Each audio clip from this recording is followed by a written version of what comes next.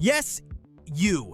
The one with the binder of Pokémon cards thinking you are sitting on a gold mine. Chances are you are probably making some big mistakes and they are costing you. Don't worry, we've all been there. In the next 10 minutes, we are going to call out the worst mistakes Pokémon card investors make and learn how to avoid them. From chasing every card like it's next Charizard to treating your collection like coasters on a coffee table. By the end of this video, you'll know exactly what not to do if you want to actually make money with Pokémon cards.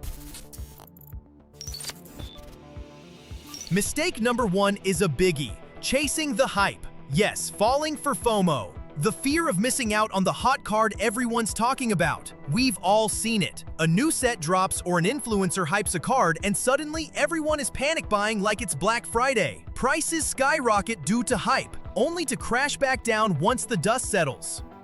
If you buy at the peak of a hype wave, you are essentially buying high. A classic investment no-no. Remember that rainbow Chonkachu that everyone lost their minds over? It shot over $1,000 during the frenzy, and then plummeted to around $300 for a PSA 10. Once things cooled off, ouch! Riding the hype train means you are likely paying top dollar for a card that won't hold that value. Investment-wise, it's like buying stock after it is already spiked. Your upside is minimal and your downside is huge. So before you chase that must-have ultra-rare Charizard GX Shiny Deluxe Limited Edition that TikTok told you to buy, take a breather. Skipping research is a surefire way to overpay or buy the wrong thing. So many beginners hear rumors like, this card is super rare, or all cards from 1999 are valuable, and just believe it without checking. The result? They make impulsive buys and end up with buyer's remorse when they realize a card isn't what they thought. Thorough research can prevent a lot of disappointment and overpayment down the road. I'm not saying you need to know every set and every print run, but at least learn which sets are generally considered good and which don't have any solid hits. Check reliable price guides and completed sales. Find out if that shiny card is really worth $100 or if it's just listed by an over-optimistic seller. Pokédata and price charting are pretty good for checking prices. Knowing the difference between the base set unlimited and first edition stamp or understanding terms like shadowless will save you from costly mistakes. From an investment perspective, knowledge is literally profit. Every dollar you don't overpay is a dollar you keep. Read up on forums, watch credible card market videos, use tools like price trackers. In short, do your homework. Your wallet and your future self will thank you for it. Companies like PSA, Beckett, or CGC grade on condition, and that little number they give, from 1 to 10, can make a night and day difference in value. In fact, the gap between grade 9 and perfect grade 10 can be thousands of dollars on high-end cards. So if you are assuming your childhood cards are worth top dollar just because they are old, check again. If they are creased, scratched, or have whitening on the edges, the grading service will likely slab them with a low grade. A beat-up base set card from your attic isn't likely to be a winning lottery ticket. The most valuable cards in the hobby are almost always graded because serious buyers want that assurance of quality. From an investment standpoint, undervaluing condition is a huge mistake. If you plan to sell, a card in poor condition will get you a fraction of the price of the same card in mint condition. Conversely, spending money to grade a low-value card or a damaged card is also a mistake. The grading fees might exceed what the card will ever be worth. Another common mistake is buying cards from big collectors or vendors and expecting to grade them into a PSA 10. Sure, it's possible, but it takes a trained eye and a lot of experience. Think about it. If these sellers make a living off cards, don't you think they'd send them in for grading themselves if they really thought they had a shot at a 10? Chances are they've already checked. The takeaway? Learn about grading. Understand PSA scale and practice pre-grading your cards by checking the centering, corners, edges, and surface. In fact, I've already made 2 videos that walk you through exactly how to do it. You should see them popping up in the top right corner right now, and I'll also drop them in the description. I break down different grading companies and what to look for when sending your cards in. Definitely check those out if you are serious about getting those 10s. If you are one of those people who keeps cards in a rubber band or lets them float around in a shoebox, we need to talk.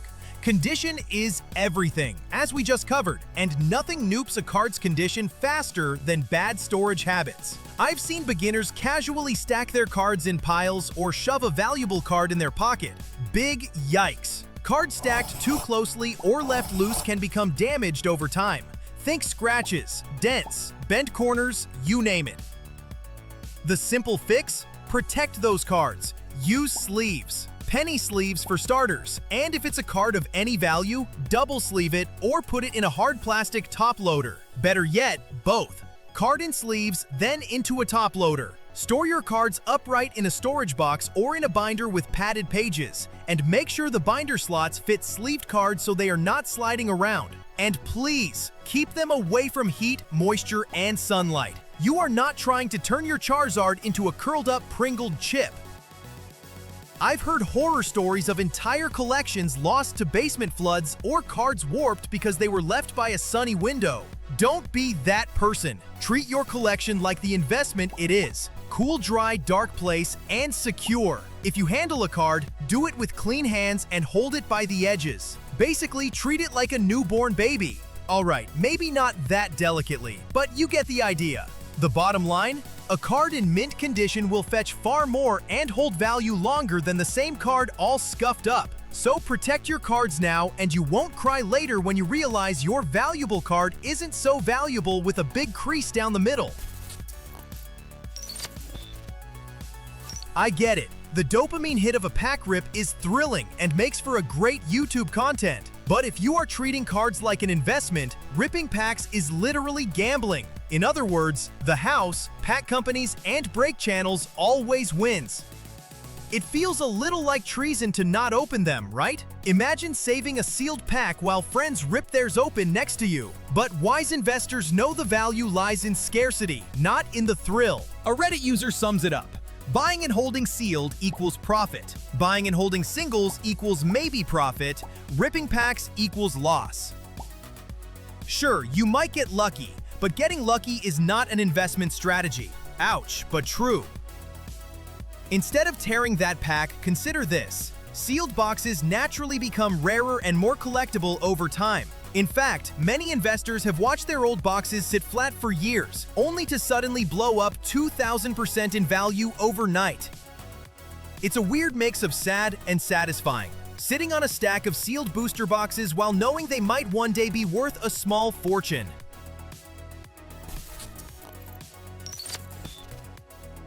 Myth that refuses to go away. Assuming every old card is super valuable. Time for a reality check. Just because a card is vintage from the 90s or early 2000s does not automatically mean it's worth a fortune. Age and even scarcity aren't a guarantee of value. Now, of course, certain old cards are incredibly valuable, but those are the exceptions, like first edition holos, trophy cards, or misprints that are truly scarce. The mistake is thinking anything from 1999 is treasure. From an investment perspective, if you go around paying top dollar for old cards just because they are old, you are going to end up with a lot of cardboard that no one is willing to buy off you for a profit. We've all seen that auction. Your heart is racing, there is 10 seconds left, and someone outbids you, so you bid higher. Next thing you know, you've won, but you've paid way more than you've intended. Beginners often don't realize how crucial it is to check actual sold listings and market prices. On eBay, you can literally filter for completed sold listings to see real sale prices. Use that feature. Don't be the uninformed buyer. Also, set yourself a strict budget in auctions. It's so easy to get caught up in bidding wars. You start thinking, I'll win at any cost. But that win can mean you end up paying double of what the card is worth, destroying your profit margin. Remember, from an investment perspective, every extra dollar you overpay is eating into your returns. It's like buying a stock at twice its market value, not a winning strategy.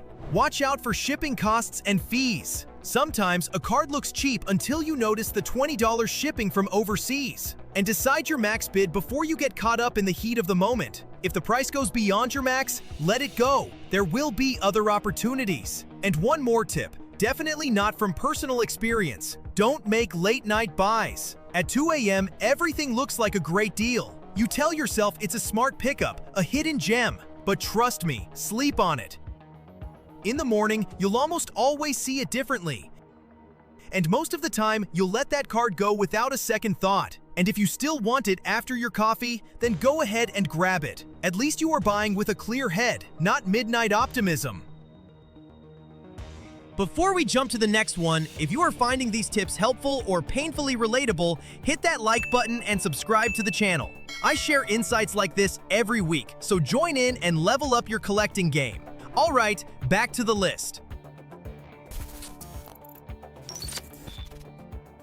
This one can be a heartbreaker and a wallet breaker. Unfortunately, fake Pokemon cards are a thing, a big thing, especially when there is money to be made on rare cards. If you can, compare a suspected fake to a known genuine card side by side. Also, trust your gut. If a deal feels fishy or the dealer is pushy, walk away. One good rule, if a deal seems too good to be true, it probably is. Ask for more photos if buying online. Verify serial numbers on graded slabs, and use the community. There are forums and Discord groups where you can ask. This hobby moves at its own pace. Many newbies mistake spikes in hype for guaranteed cash-outs. In fact, longtime players warn that Pokemon has always been in a boom and bust cycle. When prices are sky-high, everybody is greedy. But when values slide, all the novice investors start panicking. We've seen this playbook before. Every previous Pokemon downturn eventually gave way to another boom, a chance to pick up deals that later paid off. As one market recap reminds us, every bear market in the past was ultimately followed by higher prices, all with the benefit of hindsight presented chances to buy on the cheap. If you are here for the long game, the smarter move in a bear market is usually to hold, not fold. That wraps up our list of the worst beginner's mistakes in Pokemon card investing. If you caught yourself thinking, "Oh, I do that," don't feel bad. Virtually every collector investor made one or more of these mistakes at some point. The good news is, you are now equipped to avoid them going forward. And hey, while making money is great, don't forget why you got into Pokemon collecting in the first place. It's fun, it's nostalgia, it's the thrill of the hunt, it's the joy of completing a set or pulling that rare card. The smartest investors are usually the ones that love the hobby because they stick with it through ups and downs. If you enjoyed this video, give it a like and drop a comment with your own collecting lessons. Thanks for watching, and until next time, happy collecting and good luck out there!